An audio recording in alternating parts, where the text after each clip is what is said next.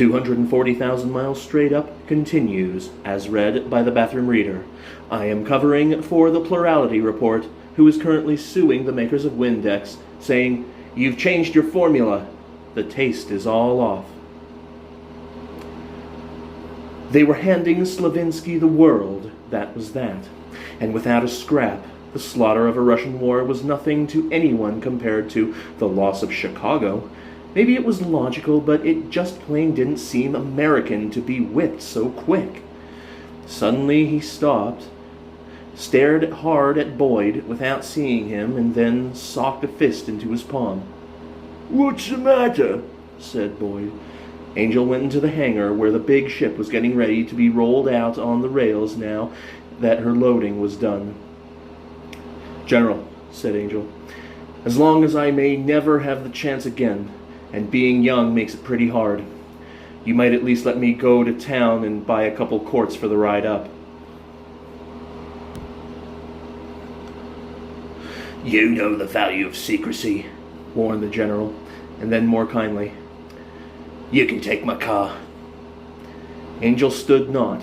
Some 50 seconds later, the Cadillac was heading for town at speeds not touched in all its life before. Whitaker and Boyd, in the back seat, bounced and applied imaginary brakes. "Listen, you guys," said Angel. "Your necks are out as much as mine." He avoided 2 streetcars at a crossing and screamed on up toward F Street. "And I ought to ask your permission."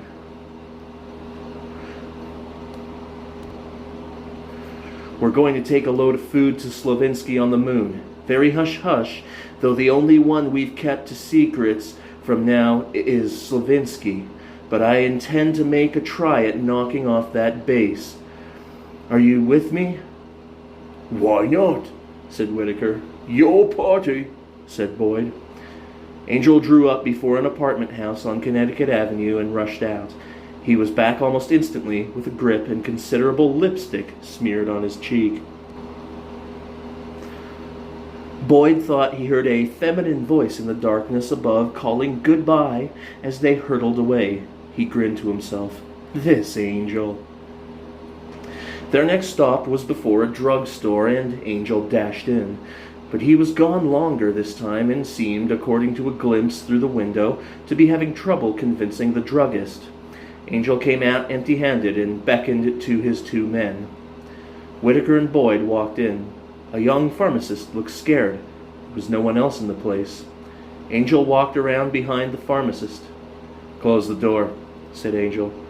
3 minutes later, the pharmacist was bound quite securely in a back closet. Angel ransacked the shelves and loaded up a 98-cent bag. They turned out the lights and closed the door softly behind them and went away. 21 minutes later, a young chemical warfare classmate of Angel's was hauled from the bosom of his family, and after some argument and several lies from Angel, permitted himself to be convinced by Seknav's Cadillac and went away with them.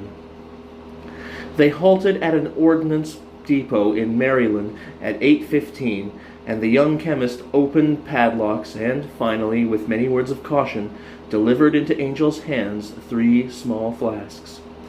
It was well before 2 when Angel and his men came back to the field.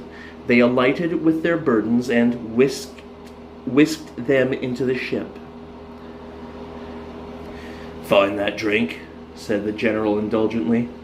"Yes, sir," said Angel. "Good boy," said the general, chuckling over having been young once himself. He had not missed the lipstick and had applied the school solution. Commander Dawson was growling and snarling around the ship like a vengeful priest. Behind him came 2 quartermasters carrying the precious standard chronometer and spyglass.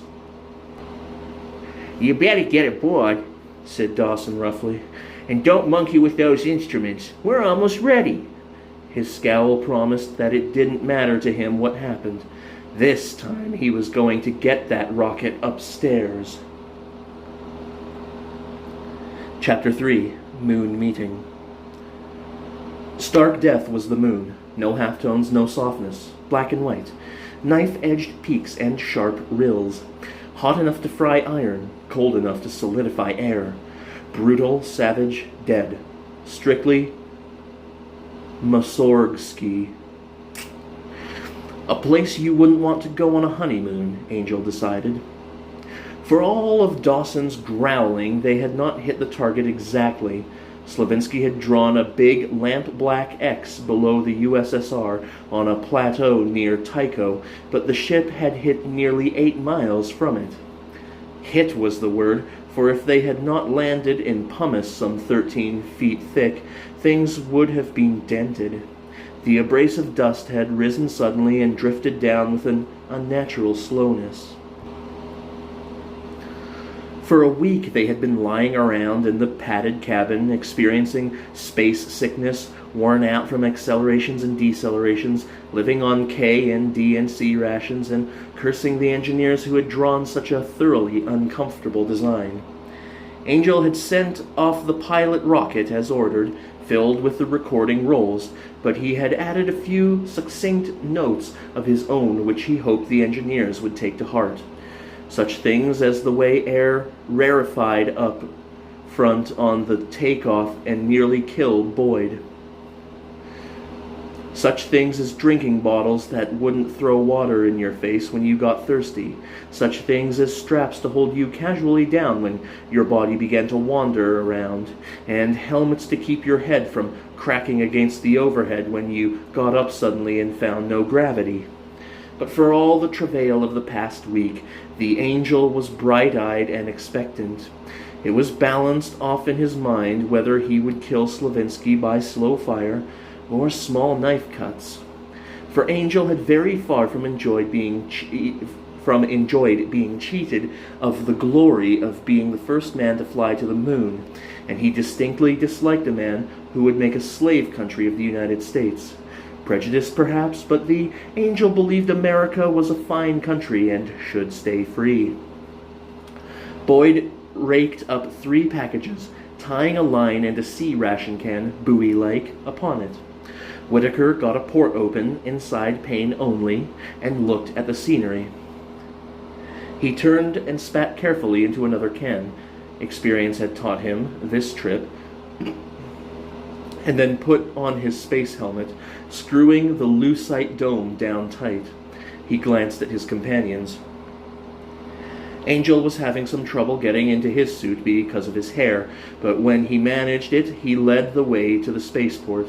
The 3 of them crawled over the supplies and entered the chamber, shutting the airtight behind them. They checked their air supplies and then their communications.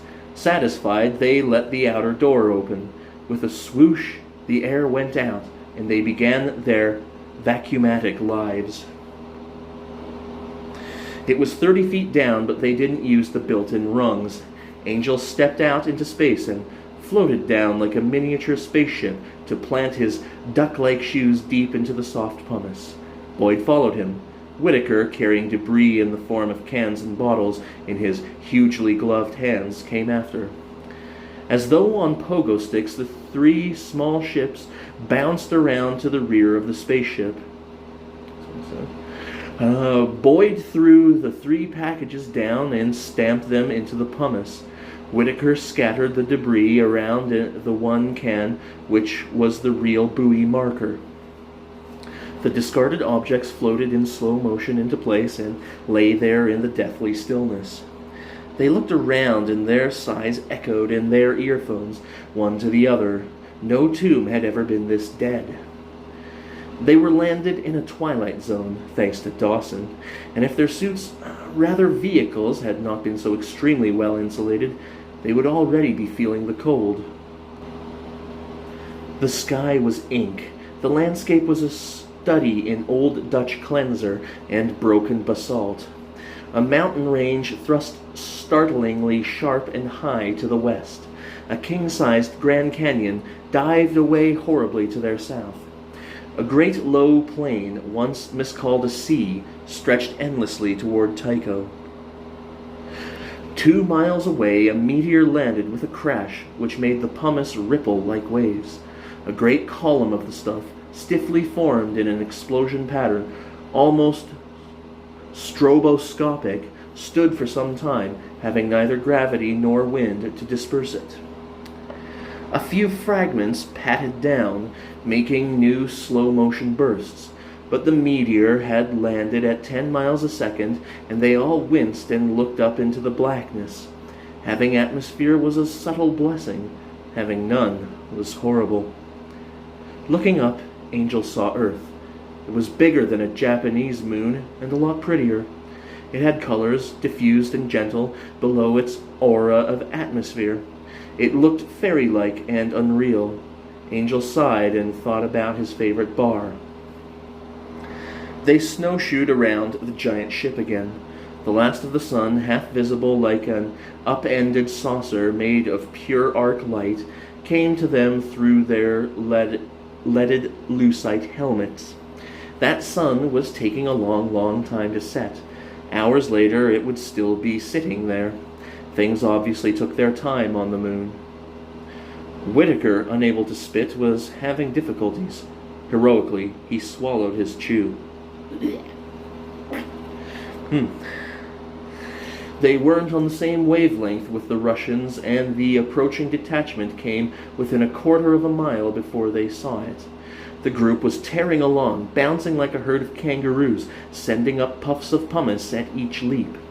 They came alongside the ship in a moment, and, without any greeting to the newcomers, scrambled up inside. The officer came back and peered out at the horizon, and then ducked in again. It was very difficult to see through the metal helmets of these people, but they looked hungry. Angel went up and stood in the space door. The Russians had left the inner airtight open, and all the atmosphere had rushed from the ship. Like madmen, they were ripping at the boxes and stuffing chocolate and biscuits into their capacious bags. This was evidently personal loot, and the way they were going at it looked bad for the boys who had stayed behind.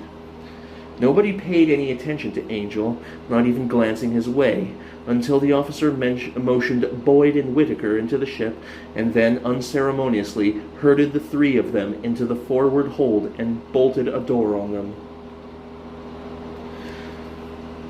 Through a forward port, Angel saw the two tractors approach.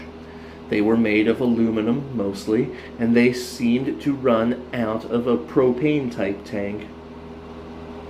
They threw hooks into the skids of the ship, and their huge treads, soundlessly clanking, began to yank the ship toward the king-size Grand Canyon. After an hour or so of tugging, they came to the brink and were snaked around until they fitted on an oblong metal stage which, carrying tractors and all, promptly began to descend. The ship lurched in the lower blackness, and then lights flared up by which the stage could be seen to rise into place above them. Eager crews of space-suited men swarmed out of an airtight set in a blank wall, and in a few moments a stream of supplies was being shuttled, bucket brigade fashion, toward the entrance. It was a weird ballet of monsters in metal. The supplies, so heavy on Earth, were tossed lightly from monster to monster, which added to the illusion. Big crates of dehydrated sailed along like chips. The unloading took 3 hours and 8 minutes by Angel's watch, and then the line cleared away. Belatedly, somebody thought of the crew and unlocked the door. At pistol point, they were rushed out, down the ladder, into the airtight. The gutted ship stood forlornly behind them, their only contact with home, associating now with 6 other monsters, the Stars and Stripes outnumbered. In the dank corridor behind the second airtight, men were standing around in various stages of relaxation and undress. They kept halting to gloat over the supplies, which left one Russian, still in helmet but without pack or gloves, another stripped to underwear, a third in pack and all. Nobody glanced at them. Their guard shoved them into another tunnel, and they wound down a gentle grade between basalt walls until they came to another series of airtights. At the end, they were shoved into a chamber walled all in metal, a sort of giant strongbox with doors at each of the 5 sides. A desk made of packing boxes stood in the center. A rubber mattress bed was several feet behind it.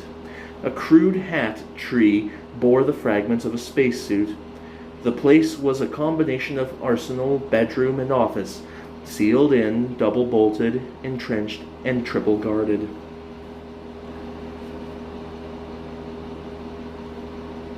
At the desk sat a singularly dirty man, covered with matted black hair, clad in pants, glistening with perspiration and scowling furiously under crew-cut bristles. This was Slavinsky, Vladimir Slavinsky, one-time general of Russia, currently dictator of the world. The guard had got out of his clumsy space helmet.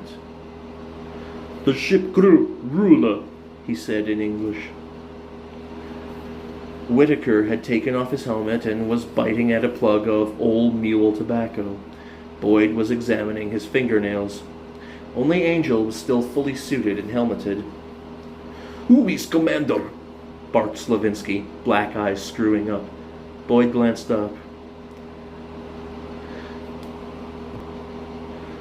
"I am Lieutenant Cannon Gray," he said with blue eyes wide. "Don't forget the dispatches, Lieutenant," said Whitaker. Boyd tossed the packet on the desk. It floated down. "I am displeased," said Slavinsky. "I'm sorry to hear it," said the bogus Gray. "I'll sure tell the President when I get back." "You're not going back," said Slavinsky. "You have failed." "Looks to me like we brought a lot of supplies," said Boyd. "You brought no cigarettes," said Slavinsky.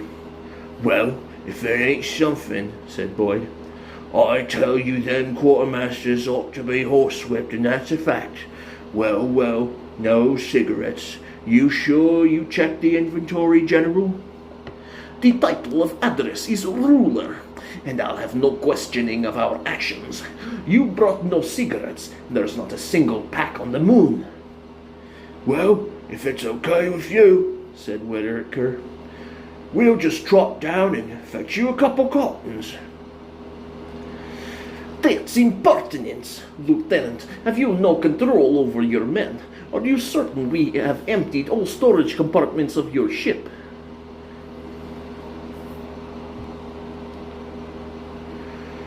"Well, can't say. Back in the tube room we had a little layout for the return trip, but you wouldn't want to take that away."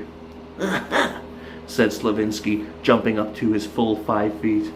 He pushed down a communicator button and rattled orders into it.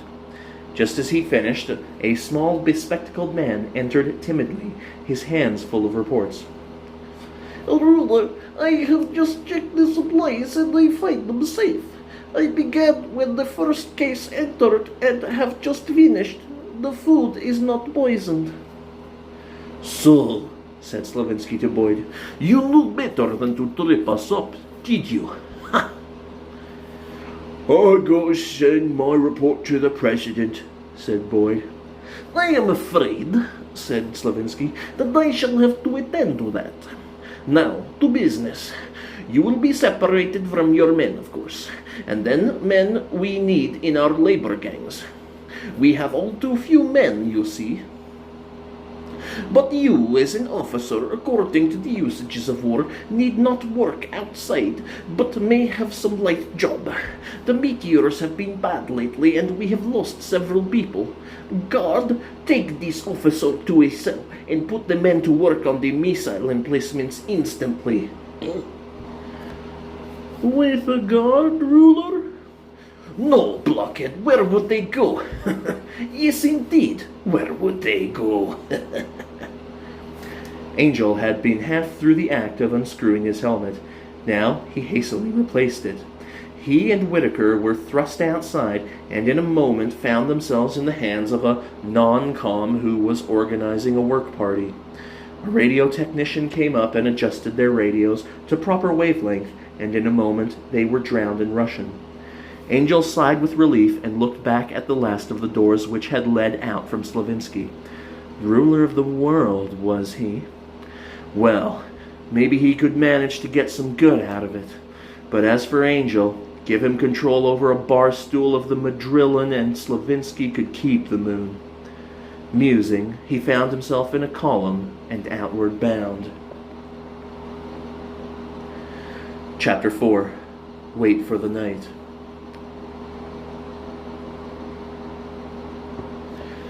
It was still twilight on the surface, and the earthlight was quite bright even where the blackness of airless night lay upon the stabbed and pitted world. The pumice-covered plains were upheaved into abrupt cliffs and slashed apart by ugly chasms. It was a nightmare land where one bobbed in levitation-like gyrations, skating over soft and treacherous pumice bogs, plowing through the basalt dust of rays, all under an indigo sky. Meteors landed soundlessly with the enormous explosions of bombs, and each 24 hours millions fell. Sometimes clouds rose up to catch the higher rays of the slow-motion sun and hung there, twisting the light into colors. Man was experiencing his first contact with the wild, garish, infinitely dangerous power of space, billions of times as strong, as capricious as his ancient enemy, the sea. And all was so slow, so quiet, so vastly untenanted. And far away the aura-crowned earth hung silent, watchful in the sky, satellite of this dead world. Their imperishable tracks stretched behind them as they drifted towards the emplacements. It was difficult to believe that these weird metal things were containers for human beings. In ages to come, in scenes like these, men would sicken and madden and die just as the crews of tempest-driven barks have gripped insanity in the ages past. Angel plowed through regolith and climbed the final bastion of the emplacement. The great pilotless missile was shielded by an overhanging cliff against all but a freak meteor. Through a small opening, this sleek white tube could fly, rushing to the execution of perhaps 1 million human beings. It stood quietly waiting. It had all the dignity of the slave machine. It could wait. Painted scarlet on its nose was Chicago. There was a buzz of cheerfulness from the Russians as they got out of the open. 8 of their number here had died, 2 from sun, 1 from cold, 1 from suffocation, 4 all at once under the smash of a 1,000-ton meteor. The mathematician amongst them sat down and began clumsy figures with his mitten-held pencil. A surveyor set up a transit. They were about to complete the orientation and construction of the rail tracks for Chicago. Angel supposed he would remain here under guard, but the captain had ideas. You Yankees, there is rail material dumped in a small crater a few hundred yards from here. We have too few men as it is. You will begin the task of bringing them. The ground vibrated for an instant as a meteor struck above. Angel said, "Come on, Whitaker." They crawled back over the entrance bulwark and regained the still twilight of the outside. For a moment they stopped and adjusted the radio dials on each other's helmets.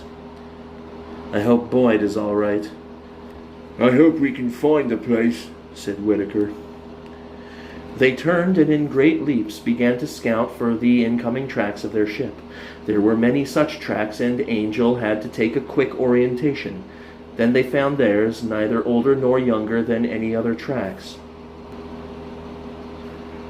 and began to race back down it, taking broad jumps of 40 feet with every step, trying to keep from sailing sky high.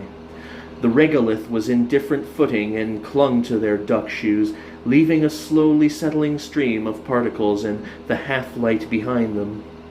They had gone 5 miles before they saw anything on their backtrack, and then it was obvious that somebody in the work party had begun pursuit after missing them.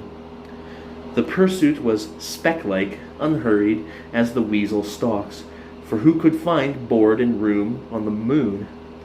Angel's breath was hurtful in his lungs. Whitaker was lagging, and the officer stopped to let him catch up. It was then he saw the motor sled. It was coming fast, so fast he could see it grow.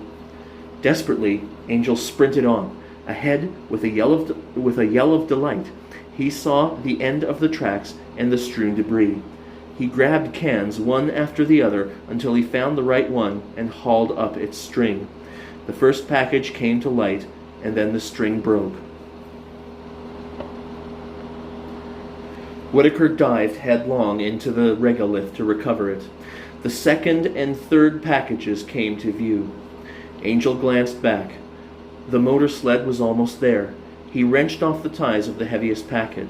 Out rolled the sleek bombs of a bazooka and the instrument itself. Whitaker seized the barrel and placed it over Angel's shoulder. Angel found the trigger and knelt, sighting on the sled. Whitaker thrust the first rocket in place. The sled was quite close now, trying to break, throwing up lazy clouds of pumice. The rocket trail was red flame in the twilight. The explosion was soundless, but like a blow on the chest. Scarlet fire sucked sled and men into its ball and then spewed them forth in fragments, which fell lazily, drifting through the clouds. Oh, how fire behaved in a low-gravity, airless environment. Angel got up and would have mopped his brow until his hand, striking against the helmet, reminded him where he was. He turned to find that Whitaker was already slinging the string of grenades over his shoulder. From the third packet they took the Tommy guns and ammunition.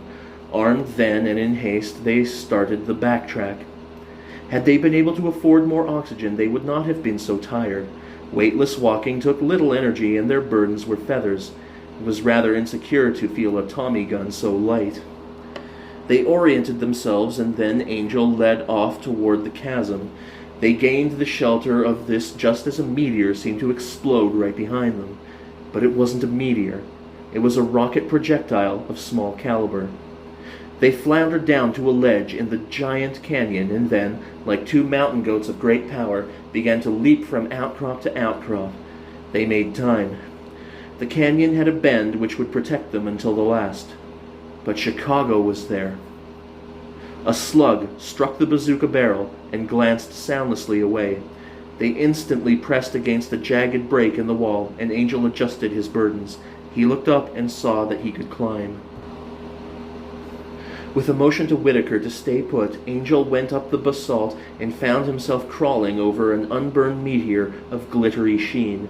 There were diamonds in it. On top he could crawl forward and peer down over the edge at the Chicago rampart. He glanced ahead and saw that there were 15 other emplacements, but the main entrance to the tunnels interposed. Cautiously he laid down his weapons and then crept to the edge again, grenades in hand. With sudden rapidity, he pulled out pin after pin and pitched. It was like salvo ranging. How hard it was to estimate throwing distances. But the cliff wall let them billiard. 1, 2, 3, 4. They dropped into the emplacement. He could see spacesuits down there scrambling back. Any slightest wound would be fatal. A slug tipped his mitten, and then the first grenade went up. The emplacement rocked. 4 blasts belched out stone. The imperfectly held rocks folded in an avalanche and began a leisurely curtain into the bottomless canyon. There was no sign of the Chicago entrance. While particles still drifted, Angel waved to Whitaker, and they swiftly resumed their goat travel. The huge steel faces of the main tunnels remained solid and impassive, proof even against meteors. No shot came. Whitaker cautiously drew up to their faces until he could touch them. He found no chink in them. "Up!" said Angel. They scrambled and leaped and finally came to the plain. A rocket missile shook the ground near them and covered them with dust. They dived headlong into a crater. Whitaker lifted his head above the rim. "Emplacement to repel ground troops on that crater rim." "They must keep one man continually as an alert," said Angel. He thoughtfully sat down. Somewhere, a meteor shook ground. The tip of the last rocket explosion was still rising, catching the sunlight in a turning glitter. The only available entrance into the tunnels must be through that guarded emplacement, said Angel. He looked up. There's very little sun left. It will be dark in half an hour. Whitaker nodded inside his lucite cask. It'll get awful dark, Lieutenant. Fine, said Angel. Take bearings on the emplacement from the 2 rims of the crater. A man could get hurt stumbling around here without lights. Whitaker got busy with the engineer's companion, an azimuth compass. It worked fairly well, though heaven knows where the magnetic pole of the moon might be. He made a small chart of prominent landmarks which would be easy to find in the dark.